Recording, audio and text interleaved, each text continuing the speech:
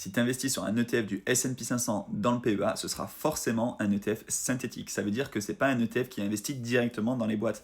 Un ETF physique, il sera éligible uniquement au compte titre parce que le PEA, c'est pour les produits européens. Donc un ETF physique, il va directement investir dans Apple, Microsoft, Nvidia, Tesla, etc. Un ETF synthétique, il va investir dans d'autres entreprises européennes parce que l'ETF sera émis en Europe, celui de la BNP, celui de Amundi, etc. Peu importe. Il sera éligible au PEA puisqu'il est émis en Europe, mais du coup, il investira dans des entreprises comme Adidas, comme ASML, comme LVMH, etc. Et en gros, c'est pas un système de réplication, un système de swap. Il va échanger la performance et il va avoir plus ou moins la même performance que l'indice du S&P 500.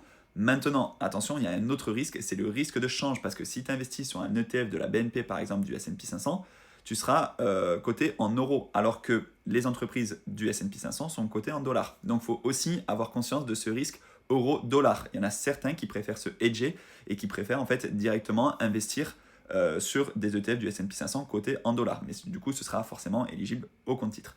Voilà, donc en gros, ETF du S&P 500, du MSCI World ou d'un autre indice qui n'est pas en Europe qui est éligible au PEA sera forcément synthétique. Maintenant, est-ce que ça engendre des risques? Je t'ai fait une vidéo sur la chaîne YouTube que tu peux aller voir pour parler un peu des risques d'un ETF synthétique, mais globalement, normalement, tu as assez peu de soucis à te faire. Si tu veux maintenant ouvrir ton PEA pour justement investir dans ce type d'ETF, je te mets le code juste ici pour Boursorama, comme ça tu peux ouvrir ton compte Boursorama avec 150 € de prime d'ouverture. Ensuite, tu ouvres ton PEA et ensuite tu pourras investir dans des ETF, mais dans des actions européennes aussi, des LVMH, des ASML, des Adidas.